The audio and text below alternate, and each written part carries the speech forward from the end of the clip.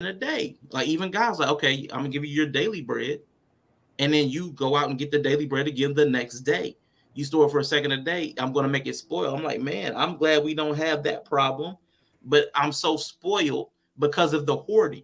I can have a freezer full of food, which allows my mind to comfort itself in inaction. I don't have to be in the repetition and the cycles of the world and life because of that. So I think we are out of balance because of our lifestyles. If that makes, hopefully, I'm making some sense. Yeah, and bringing up Christianity, it's funny that you say that because one of the things that kind of made me present that question to y'all the way that I did is because I noticed even with like Christ, even though he was like the way I view the way that Christ navigated had a lot to do with him like returning to this base central self, this kind of capital S self. And it would kind of explain like why he would oftentimes detach himself from community, and he would go out and fast and go out and pray, and he would go missing for over a month into the wilderness and almost seem to like neutralize the ego, which is very associated with stuff, associated with putting value, inherent value in systems and things and currency and money and all of that shit. And that he would challenge that sense of self, recenter himself, and then reintroduce himself back into a mist. Now I know what's interestingly fucked up about the way that the authors that be have the American system set up is that most of us don't have fucking time, don't even have an hour to necessarily fucking detach, yet alone a week to a month to fucking recenter ourselves. We're stuck at jobs, we have obligations and commitments, we have financial obligations. I mean, we're so fucking like kind of forced into the matrix in such a way that we don't even have time to recalibrate. And I think that this kind of divining or idolization of stuff creeps into our lives by accident, and we don't even realize that we're doing it. But because we spend so much time with it and so much time amongst it, that it just becomes second nature to us, and it becomes incorporated into us. And then we find ourselves in these emotional crisis, or this mental crisis, or this spiritual crisis, etc. And I'm getting a sense of deja vu here. Is anybody else having a? I feel like this has happened before. I feel like this panel has like 2 hours ago. I swear to God, 2 hours ago.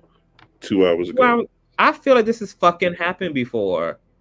I just got this wave of fucking deja vu. I feel like if I was to flip through my channel, I could find this panel. So super impact again. Wow. Okay, but so that's what makes me ask that question, is because I'm thinking like if, and I do believe it's true, like I said, about what can be found in meditation and what can be found in prayer when it's applied properly, because I've experienced it myself. It's kind of a part of the thing that keeps me fueled up. And in this goddamn space is going into, okay, and Esso is back, going into this space. But does anybody else here feel like feels like we've been created competent and with everything we need in order to live healthy and to enjoy life? Or is joy, happiness, and the quality of life have a great deal to do with the things we're in relationship to? I got an idea. Can we be alive and well?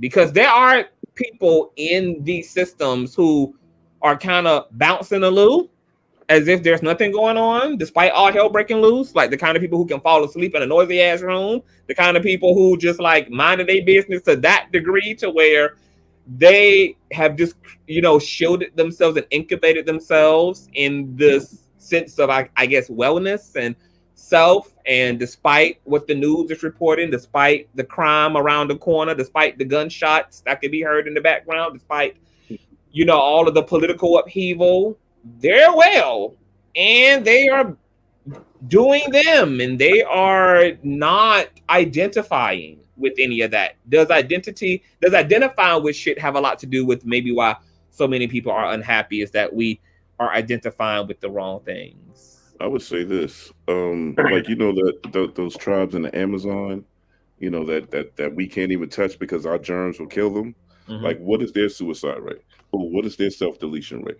Mm-hmm. You know what I mean? Like, could it be that we're plugged into all this stuff, and that that's what's stimulating or causing our sometimes when you're overstimulated, you just out. So maybe that's what's going on. No, I think it's because it's an option over here. Like, it's an option here. Over there, it's not even. I wouldn't think it's even an option. You know what I'm saying? Like, a valuable thing that you can actually do. Like, they don't think about, hey, I'm just going to go ahead and end it. You know what I mean? Like, they not thinking like that. But I think that meditation wise, like, I don't feel like it replaces, like, all our needs. I mean, we still need to eat. I mean, you can meditate and not need to eat, but I mean, I don't think it's that. I think it's like a tool to like decompress and to are Americans not decompressing enough? Are we not actually decompressing enough? I mean, like, do you think, like, when you not at all. You said about Jesus, right? Like, when you said he goes to witness and pray and stuff. Isolation, you're right, isolation. If you think about it, like, first, from my understanding, like, what I think, when he was in the wilderness for 40 days, 40 nights, I think that he was confronting the quote unquote human nature that's within inside of all of us, and he pretty much conquered. He had more will of what he wants, how he wants to feel, over what of the ideas that his, the little intrusive thoughts that you would have. You know what I mean? Like I look at the devil or Satan as intrusive thoughts. Like, you would be driving and see a cat and be like, run that motherfucker over. You know what I'm saying? Like, that's not God. Like, that it came out of you. Not God? That's not God to run the cat over. Like, come on now, bro. Like, so that intrusive thought, once you like meditate and you really get, it take a while to do it. And that's why it took him, a minute to realize what's the intrusive thought and what's not. But what if that cat sinned and the wages of sin are death? That ain't God. That ain't God.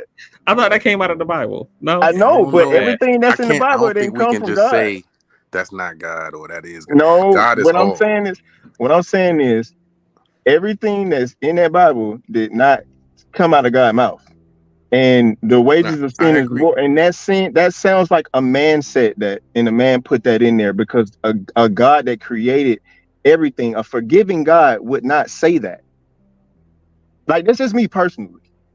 That's just how I feel. Like, a forgiving God, a loving God. Keyword being forgiving, right? That means after you hit that cat, a forgiving God, if the cat did some sinning and his wages is death, did the cat get forgiven? What if you didn't fulfill your purpose as to run over that cat? My purpose wouldn't be run over the cat. It would run into the car, and not have no choice but to run it over. It'd just be a speed bump. If it was supposed to happen, it wouldn't be my intrusive thought. Didn't God tell a dude to take his son up on a thing and get prepared to kill him? Exactly. Man, look, last second before he stopped him. Look, that stuff is, we can get into all of that, but like a lot of the gods that are in the Bible, like it's also in parts of the Bible where it said that God told these people that they can go to this land and take women, rape the kids, rape the women, and kill everybody else. Did God say that too? That's the same God that said all of that. Yeah, that's the same God. That's who we praying to. God wild for the night sometimes. I don't think that's I don't that Bible is a collection of like that's why like because I mean my dad always said have discernment when you reading this book. Like he always said have discernment. I remember when I first started reading it, he was like, "Oh shit." I was like, "What?" He was like, "If you're gonna read that, have discernment." And I it took me a while to understand what he meant by it. I didn't read the whole thing, but I did see some stuff that I was like, okay, I kind of see that it's kind of it's conflicting because if he's all loving, he's all knowing, he's all present, and he want me to be forgiving, why would he not be forgiving and say the wages of sin is death? Like okay, so I have a question with that Otto. So I have a question to everybody. Do y'all feel? Does anybody here feel that they have observed anything in nature or in this life that can give some credence to the fact that the one who created all of this is love? Because you ain't because somebody ain't just ran you over yet. Has anybody here feel that they have observed? I know because what most people believe about God being love is a belief. It's just a belief. It's just something that they just say to themselves. It's something that they just accept. It's something that they accept intellectually. But does anybody here have you felt you have seen evidence that that what created this is inherently love? Is there anything going on in reality that has reflected that truth back in any way? Yeah, I think sunny days and nice breezes. You know what I mean? And I knew you were going to say that, So now I want you to bring the tornadoes and the tsunamis and the earthquakes all into the equation as well. What do that reflect back? But in order to know that it's a nice day, you gotta have a storm, right? So why doesn't it make more logical sense to say that God is both light and dark, that God is both good and evil? Oh yeah, that's a good question. I think God is all. God is both evil and good. You know what I'm saying? The issue a lot of people have is coupling with is kind of getting over that fact. That's why I like the word universe, because when you say universe has both A and B, which would be the sunny breezes and the nice dawns, and then the hurricanes and the tsunamis and stuff. You got A and B, and they both serve a purpose. You know what I'm saying? Like, but when you attach it to an entity like God, and you pray to, and it's like it's hard to separate. It's like, it's like when people. So what you're saying, Otto, is that the universe can be a separate thing from whatever God is. That the universe can be a creation of God, but not necessarily a trait or a characteristic of God, but that it's a tool that God uses. I think the universe is the system, and and we have been like told over hundreds of generations to say God. Like, the word God is one singular thing, but we see that the universe has multiple things. Like, you got good and bad. So it's like saying God is both is confusing when you can say the universe has these two things. You get what I'm saying? Like it's confusion when you say somebody is somebody. Like, it's confusing. If from the Bible, then like, what do you make of the language of the Bible? Let us make man in our own creation, or versus like, I am your Lord God, and I do both good and evil. I think that's a way to make a story to where we could understand the universe does both good and evil, and the universe created our minds into to work in which it works, and to like it's like Facts. it's like so a we way. Both are capable of good and evil. Right. It's like a Dr.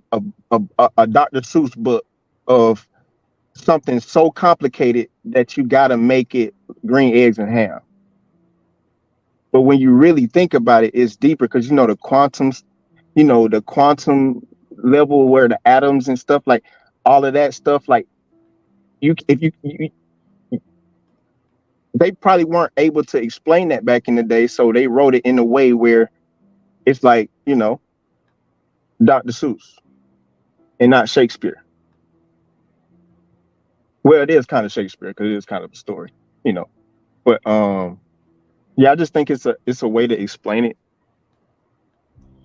But I think that it's a universe, and then we are like everybody is capable So of then, creating. if God is that complex and God is that all-encompassing, would God not be probably the only source in nature that could understand the complexities of the things that would drive a person to self-delete, that would maybe even hinder a harsh judgment as a result? Like, isn't God the only one that can so-called judge or understand the inner workings of a person who's undergoing a certain emotional and mental process that drives them to that edge?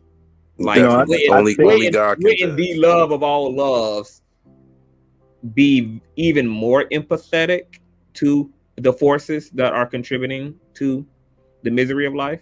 I mean, I wouldn't. I think that self-deletion is an intrusive thought, and I don't know if there's hell. I don't know what it's like.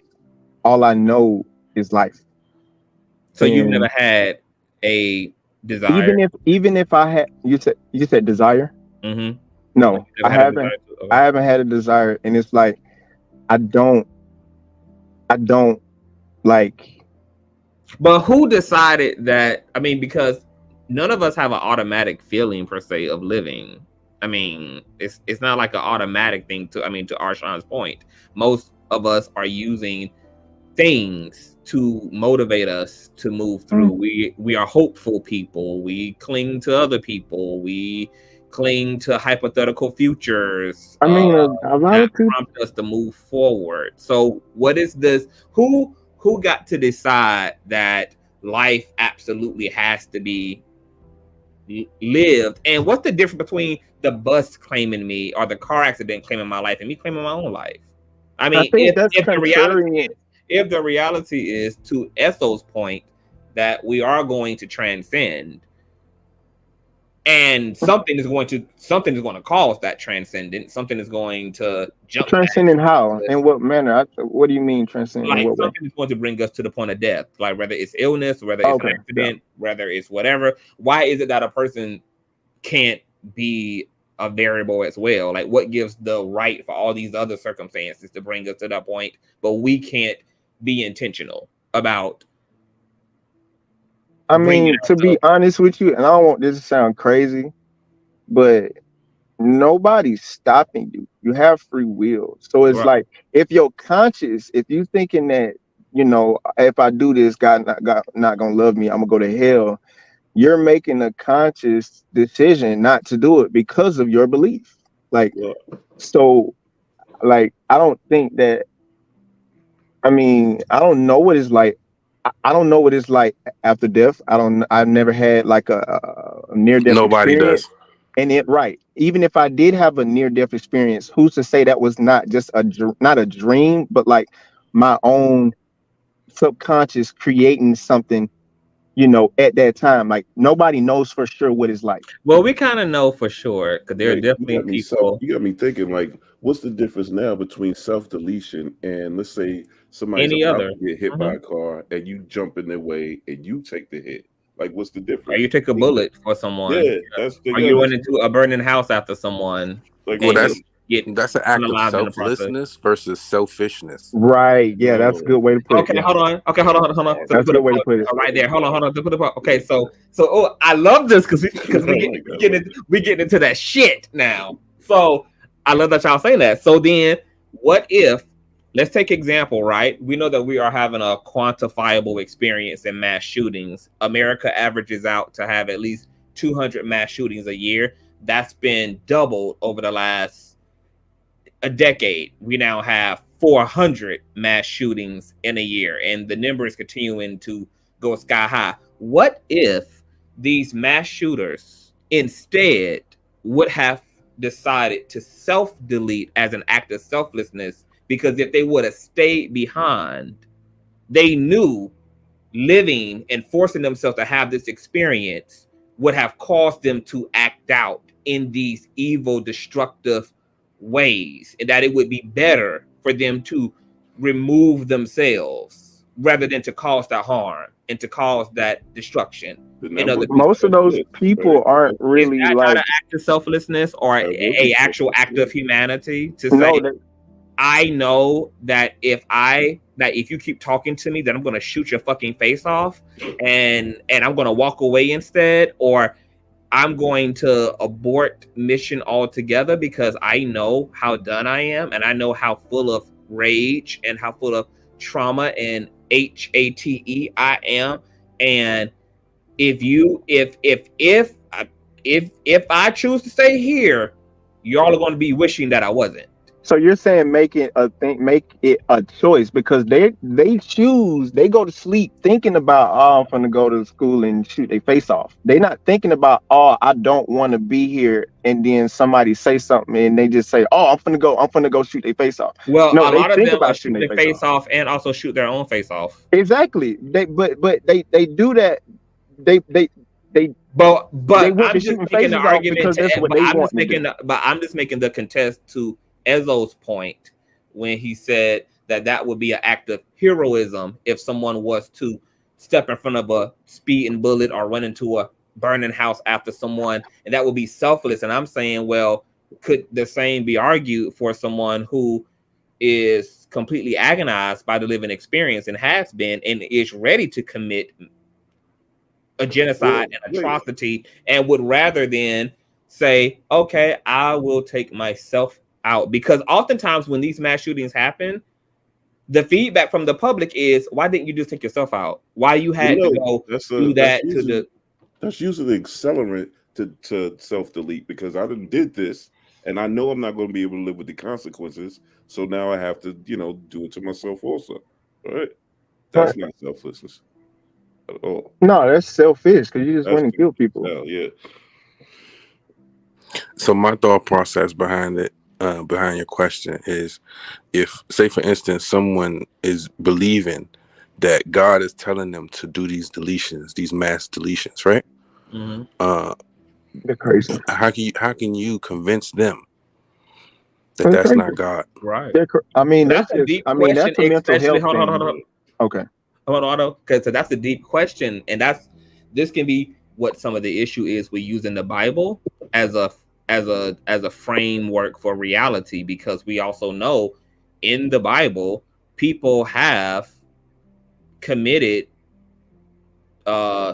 domination and have committed conquest in the name of God, that God commanded them to go into villages, cities, and communities to kill the cattle, to kill the men, and to take the women for themselves in the name of God. We know that during the dark ages of the church, Europe was swept with inquisitions and the burning and the murder of innocent people under the guise of sorcery and witchcraft, and millions of Europeans' lives were claimed to the inquisitions of the church. So we have, if the Bible is being used as a way to create morality or to create context, doesn't that muddy the waters?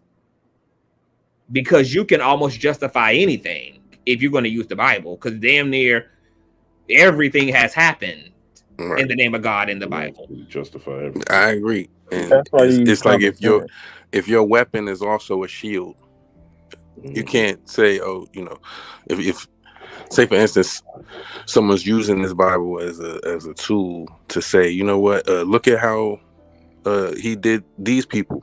You know what I'm saying? How do you know that that's not what he's telling me to do?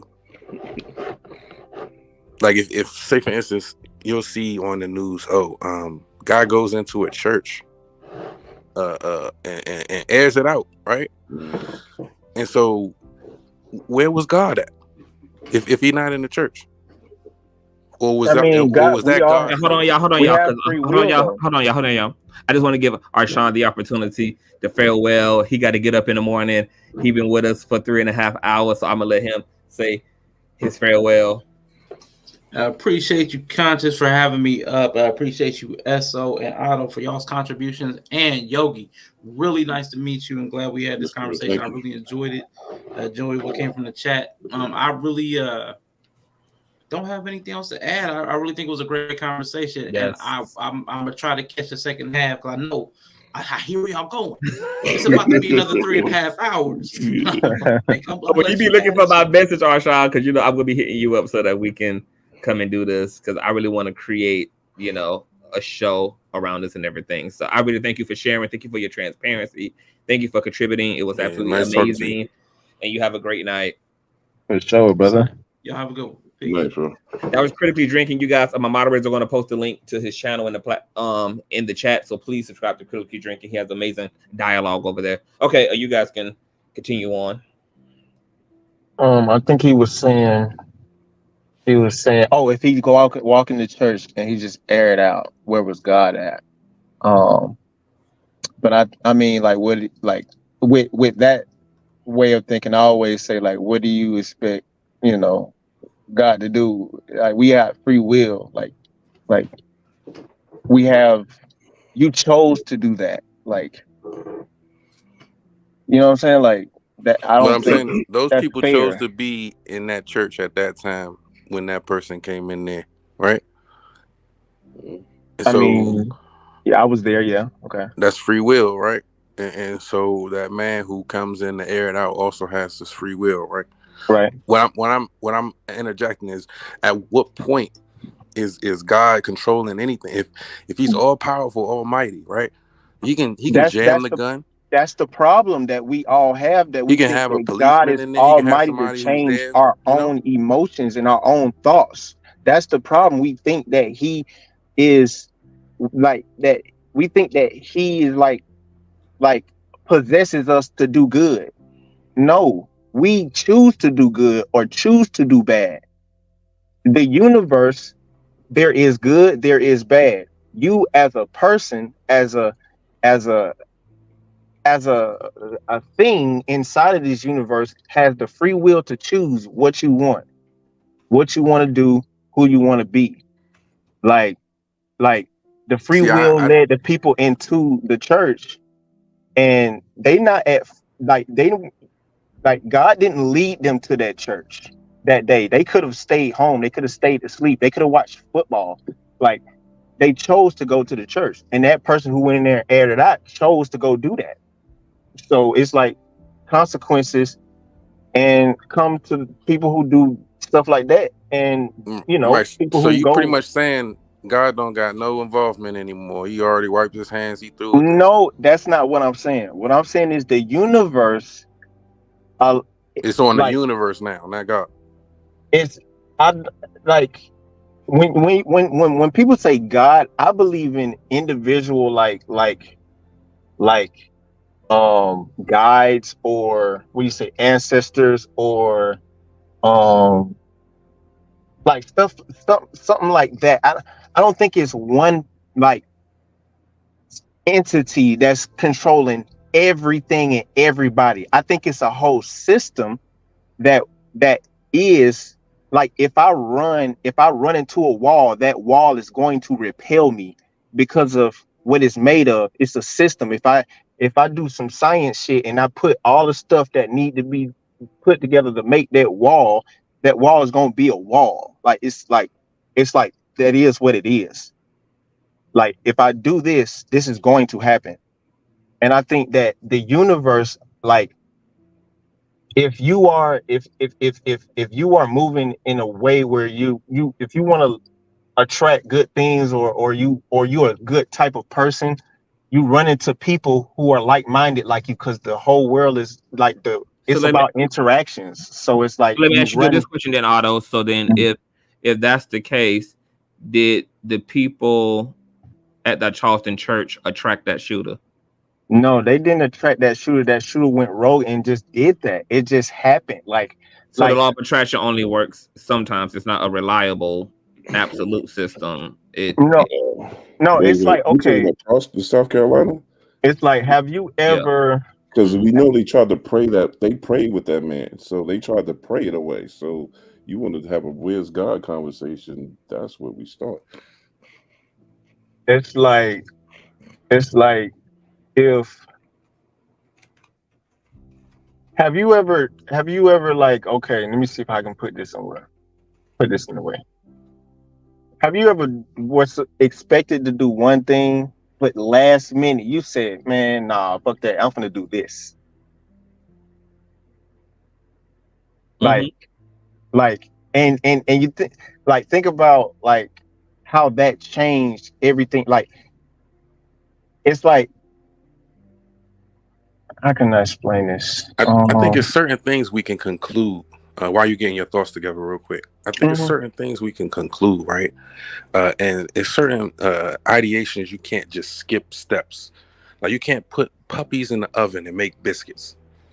You know what I'm saying? So if you know, all right, only ingredients to make this wall, only ingredients to make this item or whatever is to do these things. You doing those things and not getting that item or that ingredient means you didn't do a certain step right. Okay, that's science, right? But as far as for God is something that's not easily explained. You know what I mean? Right. It's not, because it's not one thing. It's a combination of things inside of a all, right? Right. It's all. That's why it can't be one thing that is both good and bad. If you know that God is all, and God could do whatever he wants at any time, or like, I guess, would you say possess people? No. He could possess people if he wants, right? I don't believe that. That's not what I'm saying. Do you think people can be possessed by the devil or evil? No, I know that they can, for a fact. So why wouldn't the opposite be true? The opposite can be true, but it's not God. If the devil, Satan himself, itself, whatever it is, doesn't do it, it's devils, and not devils, but demons. It's more plural, right? So it's the plural on the other side. It's the good that represents the A. Like I don't like saying good and bad. You know what I mean? Because like what's the line on good and bad? But like A and B. So you got A, angels, and then you got B, those things, whatever. You know what I'm saying? So yes, they both can do that, and that's how you have miracles. You have women picking up, and adrenaline, help them pick up a car and say they baby. You know what I mean? Like stuff like that. Like, yes, it does happen. But what I'm saying is that's a rare occurrence, and that's like, and we have free will. So like, oh, okay, so that's miracles. Yes.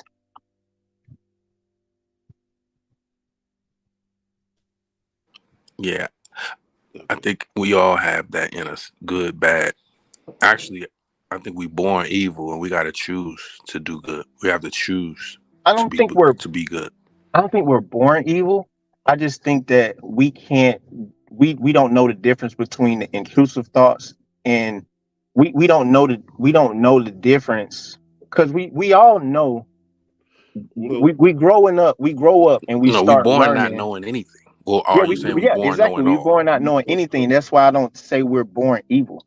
Like, we born not knowing anything, but our environment and what we see, we pick up things, and then our parents and our parents and the community tell us what's right and what's wrong.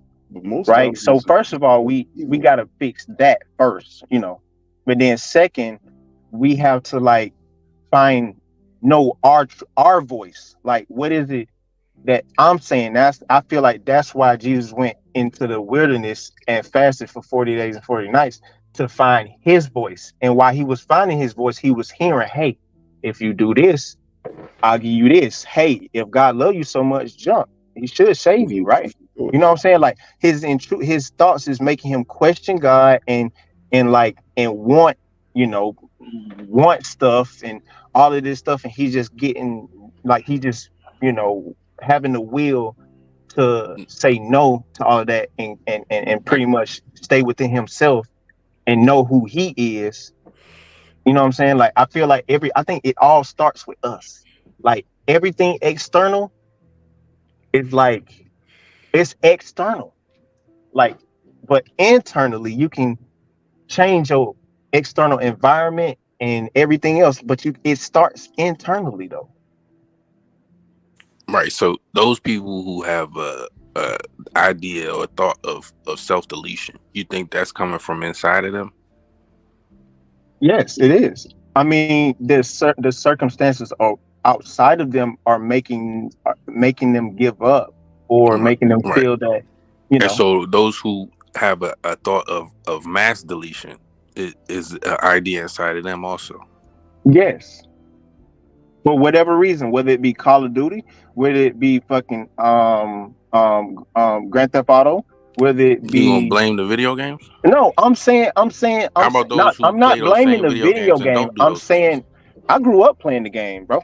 I grew up playing it. Right. But And in you and this I day both, and age, but we don't. I mean, not to my knowledge, we don't go out here and commit these atrocities.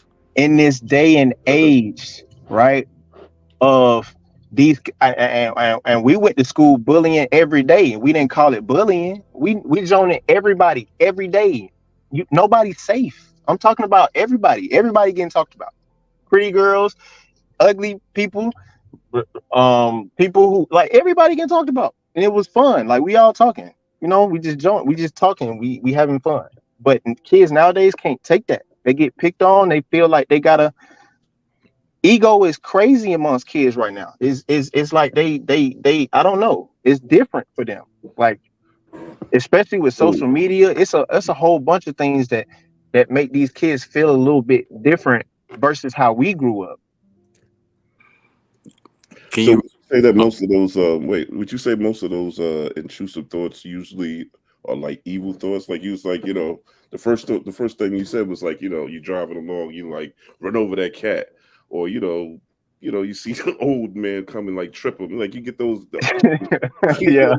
Are those normally like your lower chakra thoughts, those inner thoughts? You know what I mean? I Yeah. they are. Those right. And those and are you the see a nice and you see some girl walking in the freaking gas station like damn.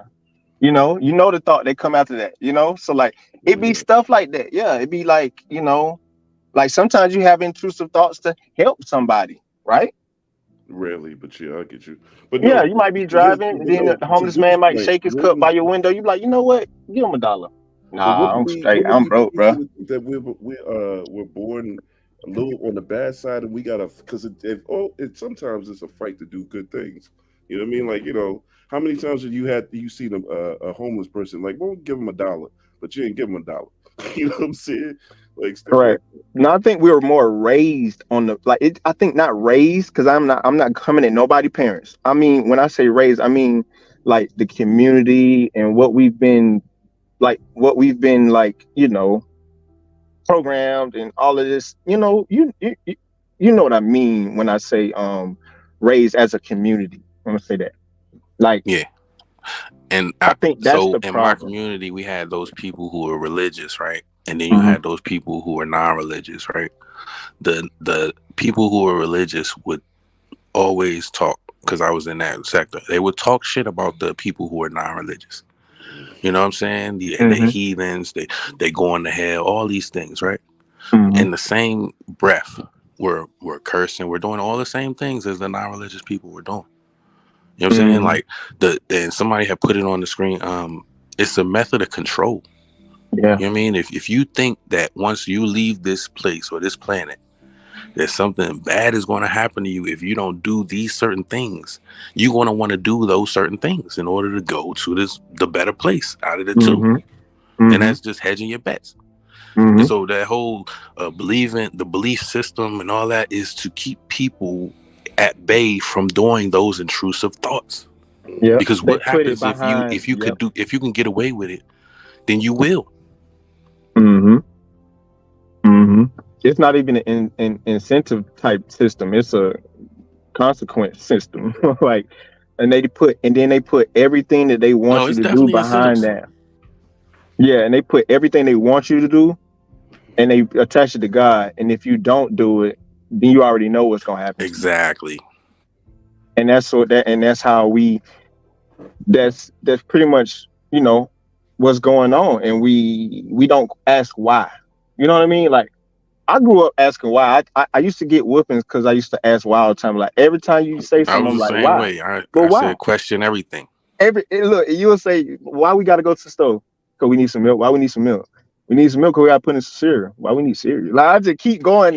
Like, so it's annoying and stuff. You know what I'm saying? So, like, but asking why, it make you be like, that don't make sense for real. How you know that that's what it's like?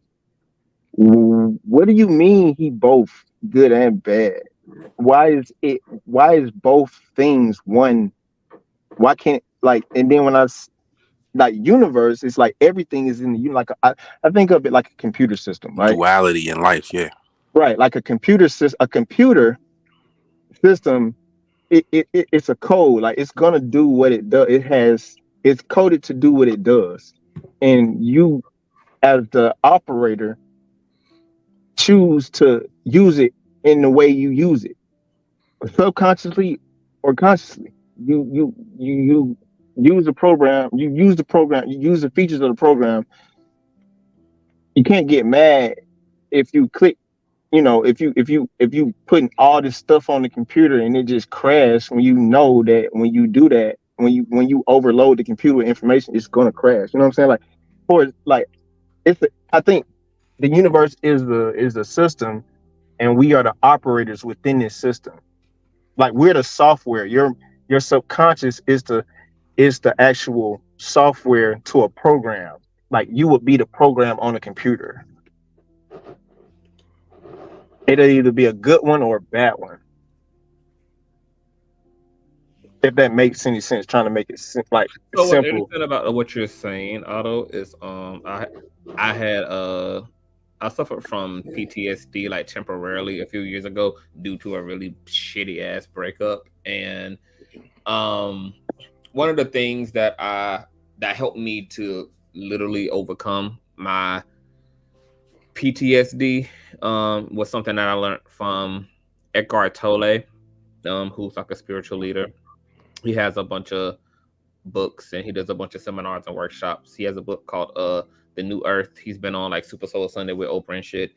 But he is really excellent in terms of breaking down like the ego and what the ego is and what the super ego is, and like the authentic self. And something that he taught was that the ego is the one that has like all of the thoughts. Like, it's the one that experiences, not the one that experiences, but the ego is like the persona, is what we would outwardly see. You saying it's like the thought generator? Is what he's not even. It's not the generator, but it's the one that is persona, like whatever one that wants to express itself, whatever is personified, good or bad, because the ego isn't good or bad. It's just what becomes the avatar. It's what becomes the role. But he was saying how most people make the mistake of identifying with their thoughts. He was saying that you aren't the thoughts you think. You are the one observing the thoughts, observing the emotions. And he was like, you know, like, so when it came to my PTSD, what I was able to realize was that, like, oh, I don't have to identify with the thoughts, with the thoughts. I don't have to latch on to them just because they've entered my orbit, almost like a cloud that enters into the city. Like, I can either look at that cloud and focus upon it, meditate upon it, or I can just allow it to pass by. And and we can relate to our thoughts and feelings in that way, whereas we can make the separation between us and what we think and us and what we feel, that we don't have to identify with every feeling. We don't have to necessarily identify with every thought. And so I had begun to process then of when I would feel these intrusive thoughts in my PTSD and I would have these memories and all of this shit, I would redirect my thinking as this thought and these images were passing through. And I would just keep myself preoccupied intentionally with a more uphill supportive thought or a more uphill or supportive feeling as my body was, ignoring that shit. This thought. And then over time, as I was consistent and I remained consistent about interrupting the intrusive thought, I was able to break that PTS chain altogether. And those particular thoughts stopped coming into my orbit, etc. And they found their place of rest elsewhere. Now, of course, this does not mean that as a human being, I am free from negative thinking, because once again, none of us have necessarily control over what thoughts per se come into our frame of thinking or our frame of feeling. So you can get random thoughts all type of the day. Like you could be at your computer in your cubicle talking to a coworker and then want to fuck all of a sudden and have intrusive sexual thoughts. Like you can your brain just, it can do all of that. But he was making a point that we aren't the thoughts, we aren't the feeling, we are the one experiencing the feeling, we are the one observing the thought. And if we could better situate ourselves that way and understand it that way, then it would give us a lot of footing in terms of not necessarily acting upon these impulses or these thoughts, or not necessarily entertaining feelings that are not supportive, etc. And the key word is entertaining. No, you cannot change if you get a feeling of sadness. No, you cannot change if you get a feeling of depression come over you. You can't control the fact that that came into your sphere. But what you do with it once it comes into your sphere, and that's where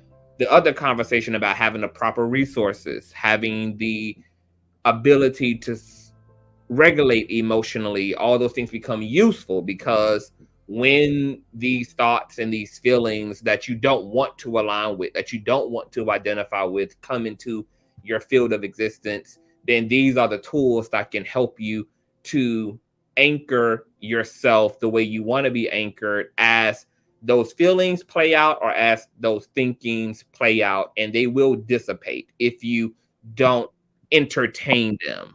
Like they won't just linger there, they won't just sit there if you are intentional about kind of turning a blind eye or etc. So your whole concept of like the universe and God, I my worldview, my spiritual worldview kind of involves the same way. I don't look at God as the universe. I don't like I separate the natures of the laws of nature and the laws of spirit are a result of spirit, but they're not spirit in and of themselves. Like creation and the creator can be argued to be different, even if one is a byproduct of the other. I think we make this mistake too when it comes to our bodies. I think that we identify, because our consciousness is fixated in 3D reality, we obviously really identify with being a human being. But I think that that's also the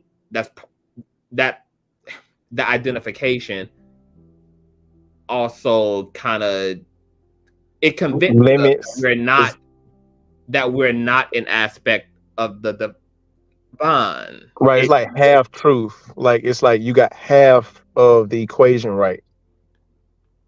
Yeah, I get what. Yeah, I agree with that. I sounds like the whole equation right there. I agree. And I'm glad, man. He man.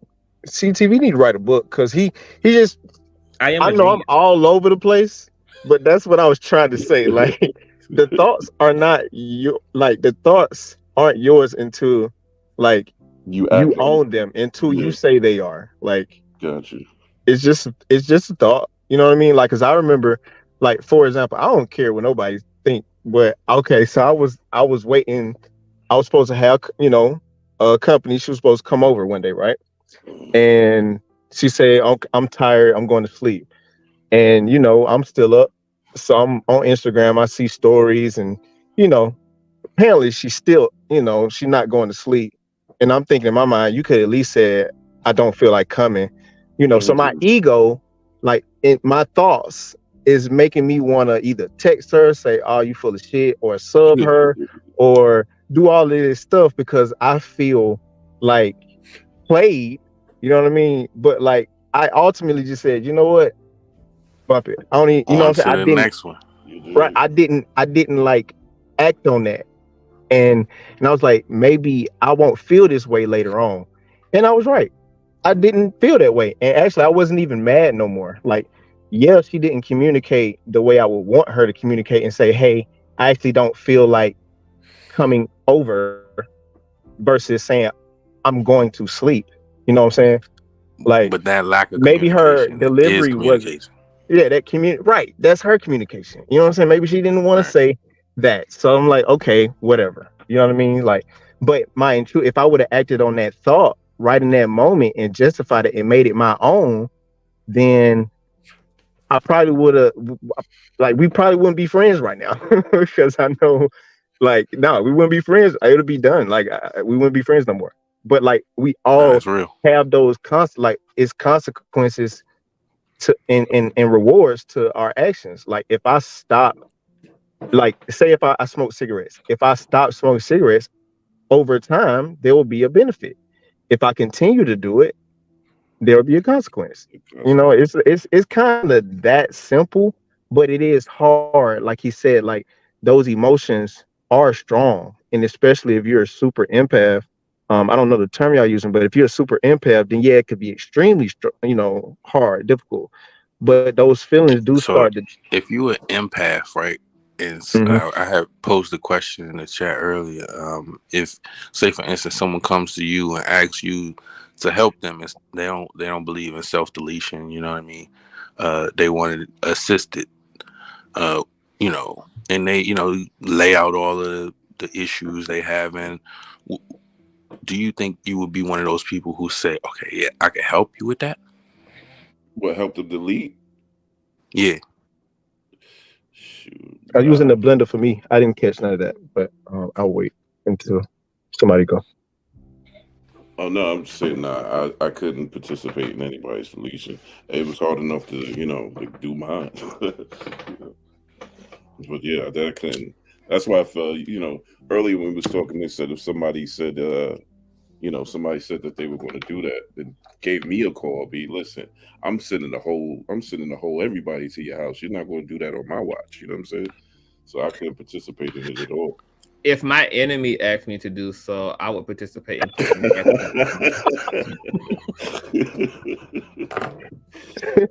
What you need? What you need me to Depending do? on the person. I'll give them that push out that knife story window. I'm sorry. If somebody asked me to be, involved in their self deletion, I'd be like, "You must be crazy, right? Like, you really tripping? That's a murder You charge. really You tripping?" know, in certain countries, you can actually do like assistant UA side, but I think it's like under certain medical supervisions, or it may just be completely Euthanasia. legal to like it's like a legal assistant. Yeah. So I mean, isn't that burger at that moment? No, it's Assistant, called euthanasia. assistant, assistant self. mhm. That's a burger, right? Euthanasian, you Yeah, said? that's I'm telling you. Yeah, euthanasia. Mm-hmm. That's just do the dogs. And once again, like Aliens is murder. if the reality is our soul is immortal, our spirit is eternal, and our bodies are temporal, and we ultimately are God incarnate. We are the divine converted into liquid love, into DNA, turned into flesh and matter. But we are inherently divine. Our existence cannot be, so to speak, terminated in a sense then aren't we also limiting the idea of life? Because we are reducing that to just human existence. I don't think so. I mean, Do we even understand what life really truly is in its entirety, in its fullness? Because obviously, as humans, we speak about life from the vantage point of being human and 3D awareness and all of that, but obviously that's hardly the only reality and the only dimension of existence and the only state of consciousness, and this is hardly the only form that exists, and these are hardly the only worlds that exist. So, okay, you mean like as an energy? So being as though energy is never dissipated, it's only transferred and transformed. Yeah, I mean, that would be a hard. What if you do self delete and you come back as a baby, or you come back as something else? Or if you come back as a worm, like if you want to find out, if you want to find out, you touch your nose, nothing. You come back as a praying mantis, then I mean, you know. What if you've already had a past? But what if you've already had a past life as a praying mantis, or you've already had a past life of, because I think this shit is incredibly deep and multifaceted. Like I was thinking, like even when it comes to the, like, obviously we've spoken about like the transgender issue on this panel, and I have spoken from a spiritual perspective about how it can be argued that transgender men and women are souls that were male and or female in their prior incarnation, and that bled over, that data bled over into this existence. I've even said that even when it came to Rachel Dolezal, who has claimed to be transracial, she's a white woman who really strongly identifies with the Black experience, and from a metaphysical perspective, it could be argued that maybe this woman wasn't she was a Black man, or she was a Black woman in a previous incarnation, and that data bled over and rolled over into this experience. Like those type of quantum entanglements are I find these type of concepts to be very fascinating in terms of reincarnation and quantum entanglements, etc. That there's a lot to consider when we are. And I'd be there to argue it, but I think, like you said, like about the if you who's to say if you do the self deletion, we limited it to just our flesh and blood, right? So like, what if you do, do it, and then you come back? Let's say you come back as a prayer mantis, right? We only know this life, we only know this experience, right? So think about, you come back as a prayer mantis and you live life as a prayer mantis. Now you being hunted. Now you in, you know what I'm saying? Like, who's to say that's going to be better? Who's going to say your next life is going to be better? Who's to say that remaining here is going to be better? Like, you can stay around in doubt of, you can stay here in doubt of Carisha 19 a week later after you decided that, I could have been out of this bitch a week prior. Now I'm hooked up to a ventilator and I'm losing my life and I'm dying miserably. You could have turned into a little turtle, and then you couldn't make it back to the ocean, and then a seal come and ate you, like within 13 seconds of you living. And you'll reincarnate again. And you'll reincarnate into some quill, and then a whale will come eat you up. Like, but who's to say it's going to be better? The circle of life, right? Because everything happens that way, right? Our bodies rot, it goes back into the earth, it's redeposited. Like this kind of secular experience is like all of life is subjected to all of that. But out of all of the creations that we know of on this planet, which one has the ability to create the best life that we know of? Me personally, I think it's a human. So with this life that you have the ability to change it in a way that you want it to be. It may take time and it will take effort, And it may not be easy, depending on your circumstance and your environment and your situation, but it can be done. I'm saying that I mean, I hear what you're saying, but I also know that life is super nuanced. It's kind of like for instance, I think about all of the femicide that's going on in third world countries where like it's literally illegal and unlawful to literally be female, and females in these countries are literally being hunted, they're being sexually assaulted, they are having their genitals mutilated, they are being unalived, they are being subjugated, and they're being enslaved. And I think about like somebody who's, or like I even like when I would see like the infomercials, you know, like regarding African children who are starving, etc. And I think about like, what if a person just wanted to check out or something like that? Like I mean, people. American, I'm pretty sure people.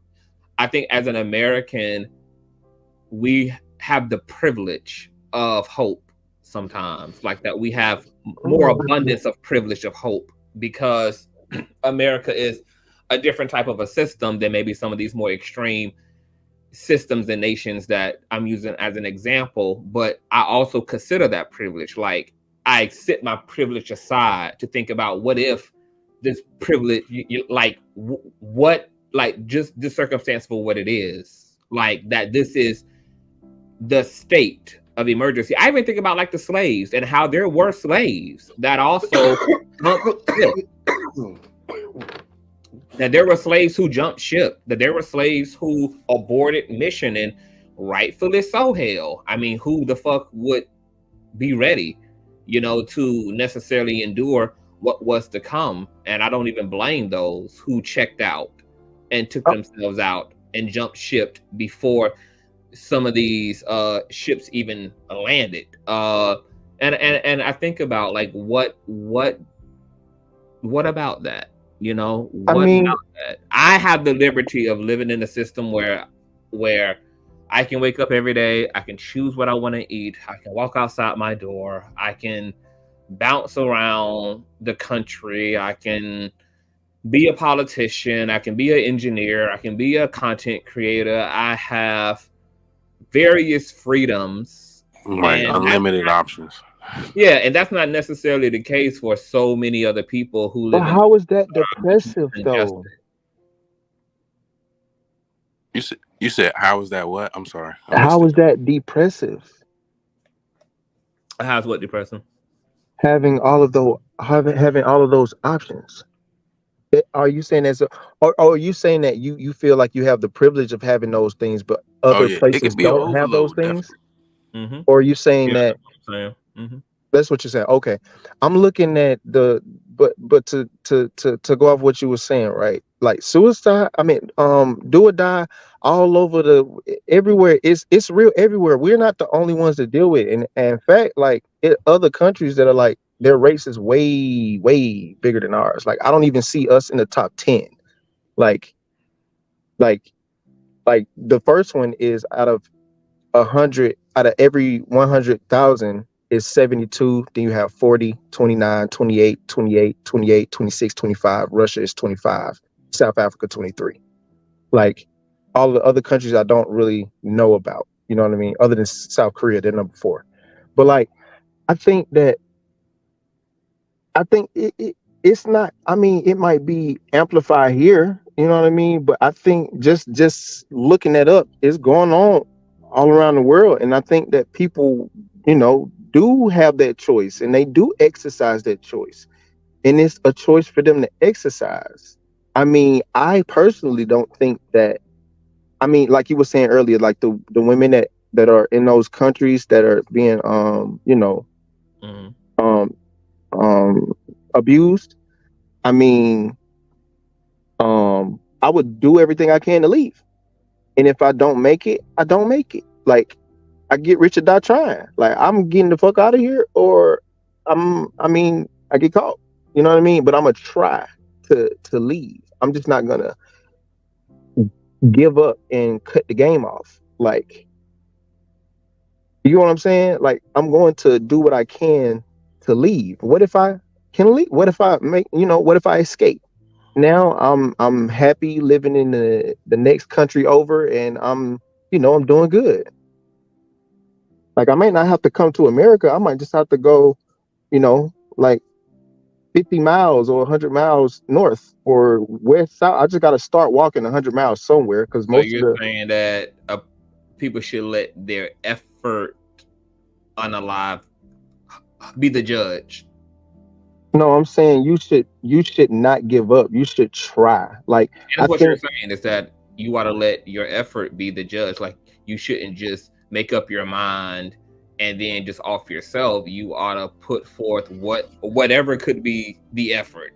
Yeah. Whatever the effort, and then whatever the outcome is whatever the outcome is of that said effort. But I'm still posing the question of, why do these other things have that right, but the person themselves don't have the right? Like, why? I mean, of course, circumstances will be the judge if I play into them, but why do they get to simply be the judge? Why I also don't get to be the judge? Why is it that my parents got to be the judge and decide to bring me into the world? Everything else gets to make a decision here. Everything else gets to have autonomy here. Everything else gets to have input here to accept me, and I'm the thing in the eye of the storm. Everything else gets to make that's too real a decision, but not me. No, hold on. What? I missed it. I'm so sorry. you can make decisions over your life also. Yeah, you make decision over your life. That's what it is. Yeah, you make it inarguable. I mean, you make a point that you can't argue against. It's like,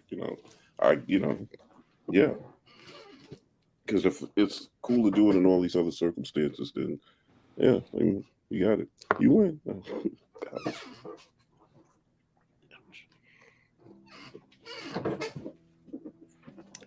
Like, I never really had that. I never had that situation. I never been in a situation where I had that thought. Maybe I wasn't. Maybe life didn't push me far enough in a direction where I would be, I have had contemplating that thought my whole life. I've had those thoughts my whole life. But, like, I think that if I'm putting myself in that situation, I could imagine. I'm putting myself in a situation, right? And I could imagine how, like, there's no end in sight. Like, this is not ending. I don't know how to stop this. Like, I don't know what to do. I just give up. But just me personally, I don't like to give. I don't like to give up. But if I didn't see an end in sight, I would want somebody. I would tell somebody how I feel, and I would hope that they tell me, don't give up. And I would hope that they give me one thing I can do that could better my circumstance. And I just start there. And then I get to once I start there, I get the next thing, then the next thing, then the next thing. Like, it just starts with you leaving. Like, or it starts with you trying or doing something. And then it'll end, like, the universe will present the next step, or somebody will come and tell you this. You know what I mean? Like, you just got to start. If you don't start, then, I mean, it won't happen if you don't start. I feel like they just need to hear that, hey, this is what you can do. And because that's really what I really believe, that if somebody tells you they want to hear something, because if they made up their mind already, they're going to do it, nothing anybody say would change their mind, so they wouldn't even bother. No, that's not true. And that's why Arshawn and I said everything that we said. It's not true that somebody wouldn't bother. It's a courtesy call. It's an act of love. It's just like people leave a self-deletion notes behind as an act of love. Some people can bring themselves to actually make the phone calls, to actually have the conversations, to say their goodbyes, because they know that they are going away.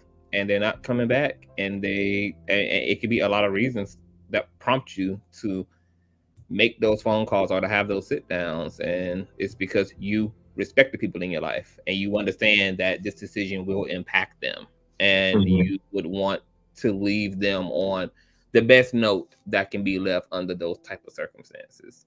But I do agree with you that a lot of people who are threatening to do that, and a lot of people who are articulating it outward, are people who are crying out for help. They are looking like the Carly Russell situation that happened like a few months ago.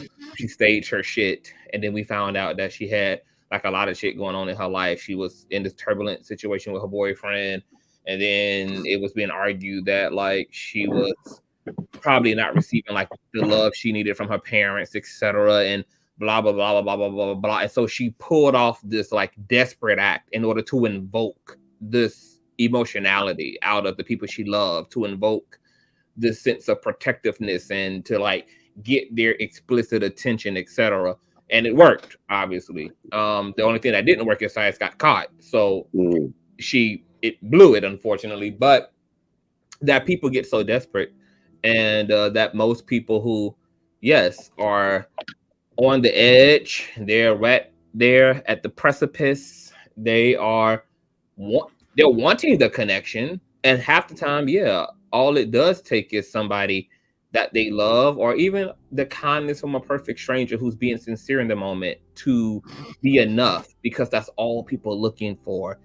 And that's also what's also fucked up about the system, is that it takes you to want to not be here and to act out in order for people to show up, when that really should be what's present daily in their relationships, in our lives. But most people are also plugged and caught up in the fucking matrix, and so out of touch with reality, and so caught up in bills and themselves and etc., that most people are not getting the emotional nurture and don't have the community that they desire. Even though they're in a room full of people, they are surrounded by people and still feel a great sense of aloneness. And I think we have to do better, especially as a people who are coming into a technological age that is going to aid and abet us being more detached and more robotic in nature, and more antisocial in nature, and more impersonable by nature, that we have to become very aware of this vacuum of the social media age, and how it's actually taken us away from like the sacredness of human bond, and the importance and healthiness of actually connecting and calling your friends, spending time with people you love, and actually showing up and being emotionally available. And I think that creates a better sense of family and a better sense of relationship and friendship than not. And I'm very concerned about this era. And in the wake of all these mass shooters, it's so clear that so many people cannot survive this matrix, because that's really what mass shooters are like, a symptom of the fact that there's something cancerous in society. There's something that we're overlooking. There's something we're not doing. There's something that is missing from this formula of life that we've all gotten caught up in, but it's not working out well, because as Arshawn also stated, people are unaliving themselves in other ways that aren't even considered unaliving, such as people indulging in drugs and being sexually reckless and being adrenaline junkies and overeating and eating unhealthy. And there's so much the drinking, the smoking cigarettes, all of that shit, like that. That's the slow way, huh? Yeah, like that's the like, it's the slow covert way of like kind of you're throwing in the towel without realizing it, and then the very thing that's killing you, you also using it to cope with the system, because there's something wrong with the system. But instead of anybody addressing the issue with the system, everybody's just trying to cope with the system. But the way we're coping with the system is also through all these unhealthy ass vices. Yeah, vices and mechanisms. And so it's just the matrix is collapsing, and but it's a lot of things wrong with the are either system. unaliving themselves or they're unaliving each other, or they're just going fucking ballistic. We've had insurrections. We have had so much civil upheaval.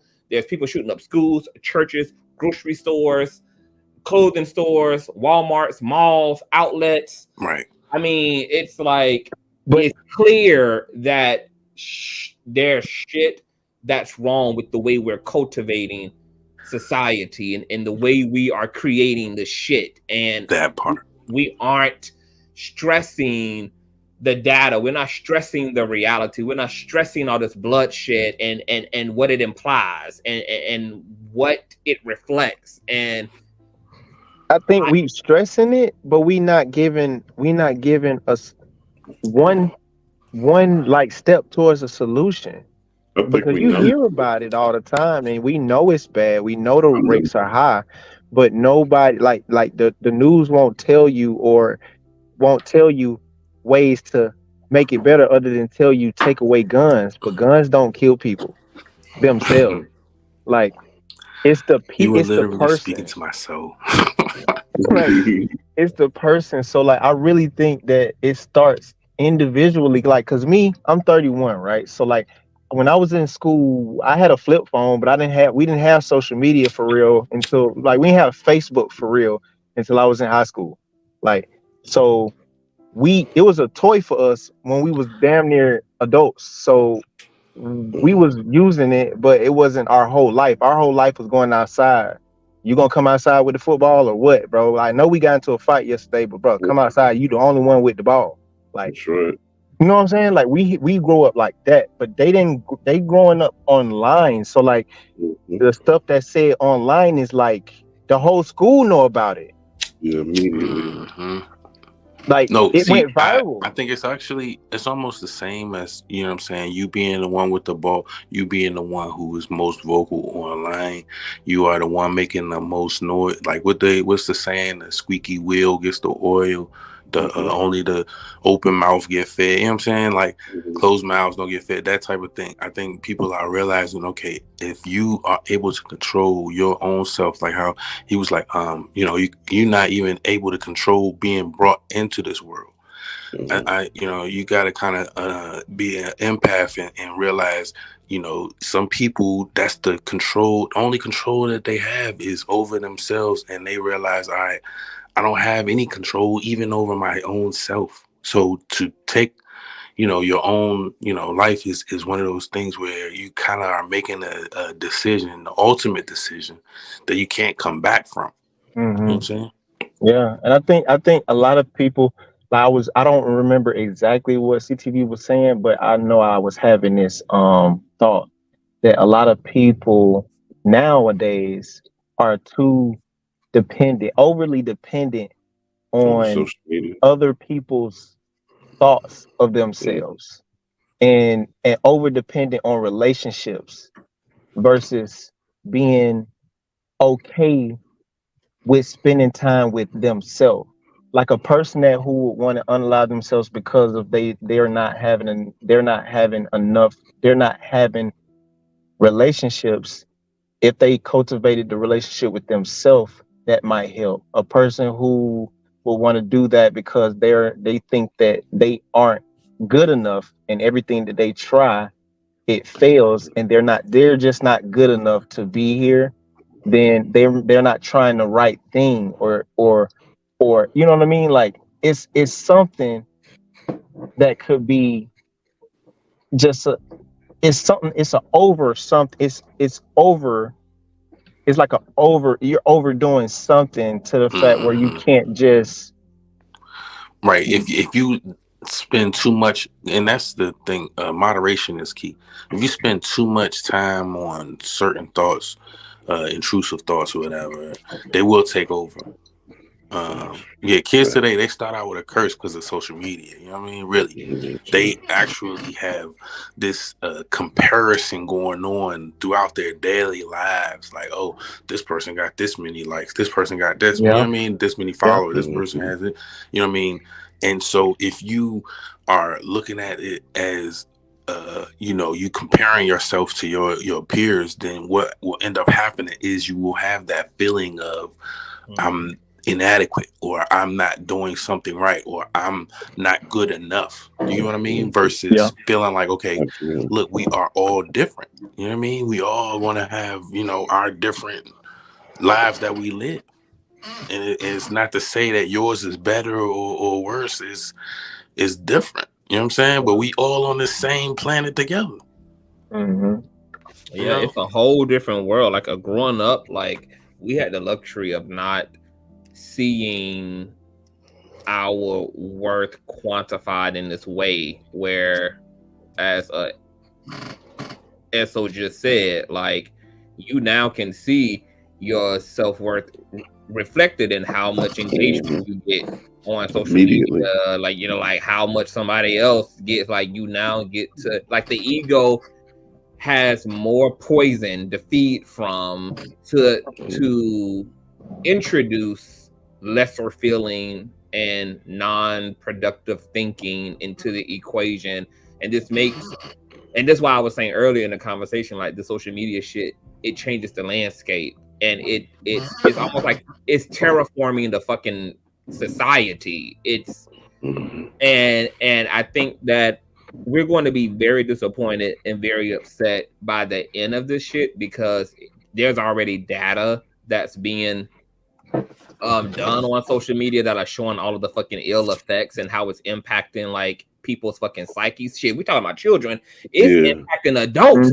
Like, it's fucking transforming our psychological makeup and the way we view and feel about ourselves. I mean, even social media is catering to the growth of the cosmetic community, of the plastic surgery epidemic in this country, because of the issue of filters and all of this shit that's creating these unrealistic expectations and standards in people's lives. Like, this shit is so out of control, and there's no boundary or limitation. It's almost, what I look at social media, it's almost like equivalent to me to, like, the symbol of the bitten fruit. Like, we've bitten the fucking fruit, and we are unleashing something that we don't understand, that is almost beyond our comprehension at this point, into humanity. And right now,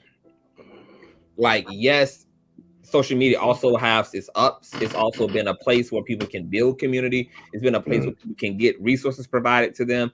It's a place for all of that as well, but it's also doing, like, equal damage. Have y'all seen the movie on Netflix called The Social Experiment? I've heard about it, but I've never seen it. It's a good one. It's literally about social media and its effects, the algorithm, and how it's like a cage. Like, and like, think of it as a kid, right? So if I'm going to school and I only have access to the people that I follow, and like if I take CTV phone and I scroll Instagram on his Instagram gonna be completely different. His not even his followers, but just his explore page will be completely different from mine. A whole different algorithm. Whole different algorithm. And he would see stuff that I wouldn't see, and everybody sees something different. You know what I mean? So it's like, but it's like a cage, because I don't, like, if I scroll on one of my YouTubes, all I see is sports, woke stuff, and that's it. And I might see something if what's his name, if Blueface do something crazy or Krishan do something crazy, they'll pop up. But other than that, I don't see too much of nothing. You know what I mean? I have to create a whole new page and delete my search history just to refresh, and watch history just to refresh my algorithm, so I can get some new stuff in it. You know what I mean? Start a whole new Gmail. You're right. So it's like, that's facts. Like, and that's one of those, okay, the moment you are looking at your screen, it's certain, and I don't know if y'all heard about Google being sentient. It's a certain way that you are looking, or however long you're looking at certain things, where they will feed you more of that, and you don't even have to click on anything anymore. Yep. Just pausing. These niggas even they can see your eyes looking at whatever you're looking at. These niggas even got spyware in the phone. So they literally, like, you can be talking, you could be literally in a physical space talking to somebody in your physical space and be having a whole conversation about lemons. And then all of a sudden go on your Facebook and lemons are being fucking advertised to you. I bet y'all won't say vacuum cleaner right now. And then open up your Google and your Instagram. Yeah, we I do swear Hey, to it's God. funny you vacuum said cleaner, that. I vacuum just cleaner, bought the vacuum little cleaner. robot vacuum. It gotta be something totally random, like a product that's super random. I promise you it's gonna pop up on your phone. I did that shit one day. I was like, I was dead. I was dying laughing. I was like, this shit crazy. It's crazy out here. It's nuts. But we done been here, y'all, for 4.5 hours. I think this has been a good ass dialogue. Esso, I think this is my first time seeing you in the chat. Is this your first time here at the platform? Yeah. I saw you was live. I just clicked on. I don't think I ever came up here or nothing. Oh, nice. I'm glad you came up here. I'm glad you added to the dialogue and make sure that your ass subscribe to the platform because we do these type of conversations all the damn time. I'm gonna have a part 2. I want to bring Arshawn back. I would love to bring all y'all back if y'all are interested in coming back for another spin on the subject. This was more like improv. I wasn't even expecting to be here this fucking long and to kind of go this deep with the discussion, but it did. It was a great discussion. I appreciate you for having me. Yeah, thank you. Okay. Well, if anybody got any parting words, then you guys can sound off if y'all have anything that you want to end on. Yeah, real quick. As far as for the solutions dude was talking about earlier, as far as for solution, I think people have to view themselves as gods. View yourself as having the power of life and death. Like, you can bring life into this world. You can delete a life also. So if you understand, that is an immense power. With great power comes great responsibility. And you have to understand what your responsibility is, not just to you, but to your family, whoever around you. I don't think you'll ever make that decision to self-delete. I think that'll be so far from your mind, like homie said. You'll be thinking about so many other things. You won't even have time to even have that intrusive thought come into your mind. But yeah, I appreciate you for having me. Y'all have a good one. You too, man. That was great feedback and great advice. Yogi. Yes. Thank you for having me. I appreciate being here. I appreciate you holding down and supporting me in this moment. You protect CPB at all costs, motherfucker. At all costs. Right? Listen, I don't have any followers. I'm new at the social media thing. I'm gonna try to. This is my new challenge to get successful with this YouTube thing. So follow, like, subscribe, all that good stuff. And thank you for having me. Tell the people your channel. Just Ugly Yogi. I'm usually up all night watching spooky stuff, like being the ghosts, the UFOs, and all that. Oh, that's my get there. Shit, Yogi, I'm gonna have to bring you back for some of the esoteric UFO shit. Oh, listen, we could do that all day. Yeah. Yeah. All right. I'm gonna send you a message after I wrap up here. All right. See you later. Good night. That was Ugly Yogi, guys. Longtime supporter. Love him to death. And of course, my Octo Magic. I'm glad you actually came through tonight. I had texted my ass some time ago. I ain't even see it, man. I ain't see it. I just hopped on here and was like, I seen the subject. I was like, it was a few days ago. I had text your ass. I'm gonna look at my phone and see it. I'm gonna look at my phone. Right. I'm looking at my phone. My phone been on do not disturb, man. Do not disturb. Okay, here you go. How you gonna be telling people to stay connected? No, I'm saying if you need connection, I don't need connection. I don't need connection. Like, I get, like, I don't need it. But if you need it, that one person could be how they gonna get to you? Because you might be the one person that may be capable of talking them off the ledge, but you got your shit on airplane mode. You damn right. I might need to take it off airplane mode. See how these motherfuckers just be. No, I say I might need to take it off airplane. You're right. I might need to take it off airplane mode. That part.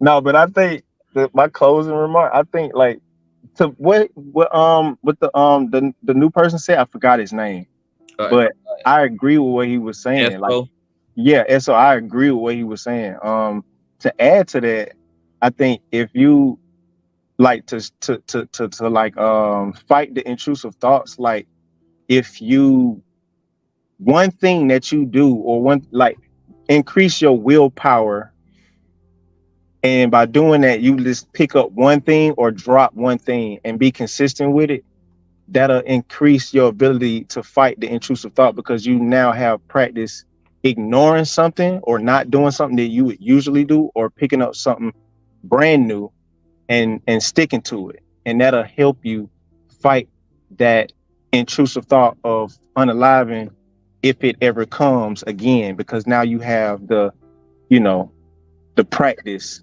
of ignoring a thought or exercising one. Yeah.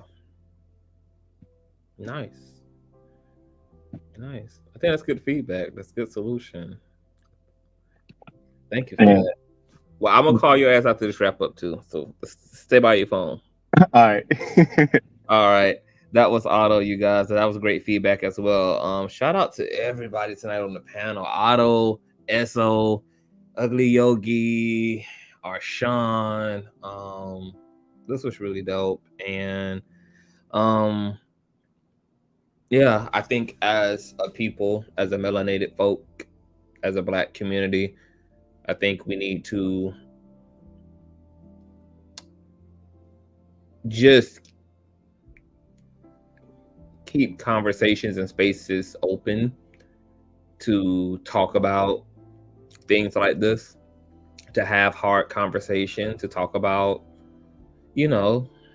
the reality of human nature and all that it encompasses, the ups, the downs, the love, the pain, the life, the death of it all is all a part of life. There should be no shame about feeling these ways. I've been somebody who have had self-deletion thoughts my whole life. I have outside of loving people, outside of that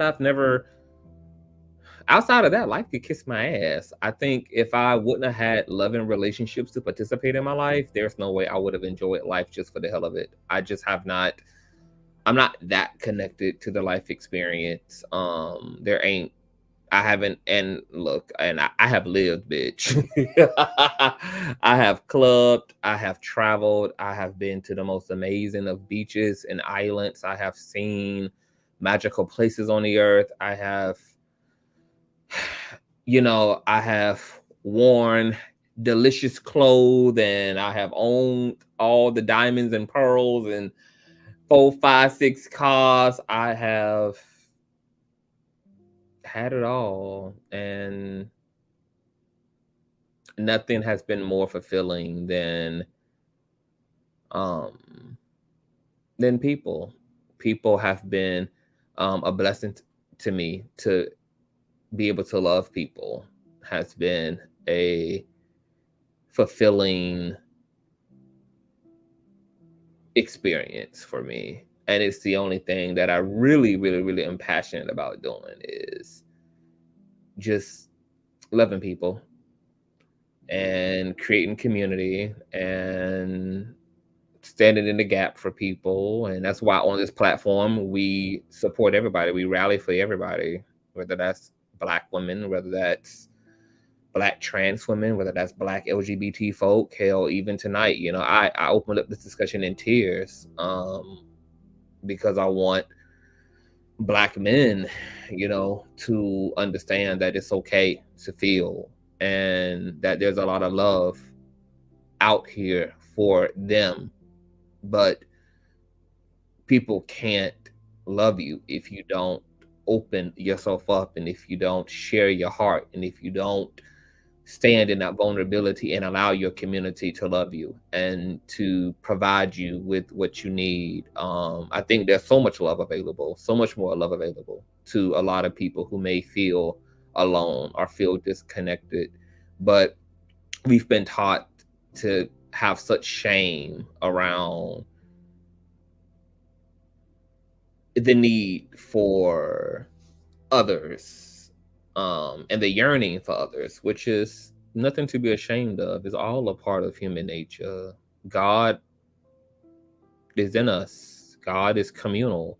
God created angels, created humans, created lots of companions. It made things in pairs, allows things to reproduce, to multiply, because it's all about the ebb and flow and the beauty of relationship and entanglement.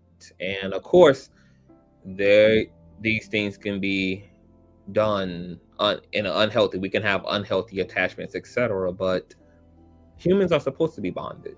Humans are supposed to be communal, tribal in nature. And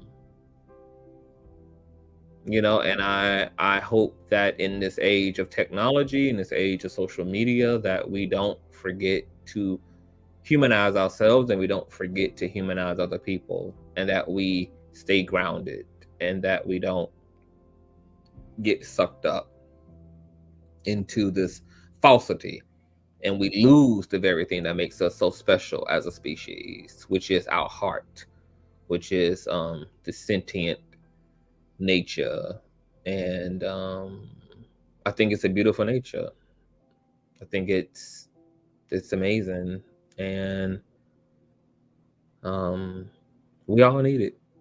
So Black men, be encouraged. Suicidal ideation is something that largely impacts men's community, and that's more than likely because of the way that men are socialized. Unlike women, men are socialized away from their emotions, which puts them more in the danger zone, whereas in women have been socialized to be emotionally in touch, to be emotionally intelligent, to accept their feelings, to express their feelings, to articulate their feelings. In a patriarchy, men have not been taught to provide language or to bring attention to their inner wounds. So a lot of men, we collapse under that, and we need to normalize. We need to normalize expressing ourselves, and I feel so much better. I am so happy that I just trusted my intuition and got my ass online, because I went back and forth about this. I said, oh my God, social media is so fucking toxic. I don't even want to be this fucking vulnerable on social media. I don't even want to. But man, this has been so relieving and so therapeutic. And the fact that other Black men showed up in this space and participated in this. And then, of course, all of you wonderful people in the chat, helped the space and encouraged the space and shared your own anecdotal experiences with your mental health. And, once again, how we're so much more alike than not, that all human beings are just wanting to feel connected, are just searching for connection. That's really at the heart of this human nature. Yes, narratives and dialogues, you missed it, but you got 4.5 hours worth of content, to enjoy. People want to know what the Achilles heel is. Love. Yeah, we don't get enough of it. Way too many vampires and bloodsuckers, and guess what? And see, and all of those bloodsuckers and vampires, all of those people are the symptoms. They are the symptoms of a system of depravity. And when those needs aren't met, and then people don't have the tools to self-regulate, and they don't have the tools to provide themselves with this as well, then it just turns their desire into an insatiable appetite, and then they find themselves sucking it dry, because that's indicative of how deprived those people were. And we can curb all that by just leading from our hearts, building community, extending loving kindness to perfect strangers, taking care of each other, and yeah, and seeing each other. You know, that this is the most important thing that you're going to do in life is how you treat folk. And you know what's interesting about near-death experiences is that everybody who had a near-death experience and reported back on most of these people had a panoramic review. They had a life review, and the thing that they had to confront, it wasn't how much money they made, it wasn't how successful they were, it wasn't how famous they were, it wasn't about how many commas was in their bank account, it wasn't how many cars they owned, it wasn't how many cities and countries they traveled to, it wasn't about how far they got in their career. It all centered around relationships, how they treated other people, what did they create amongst people, their interpersonal relationships. That is what was on the theater screen. That is what was on a projector screen.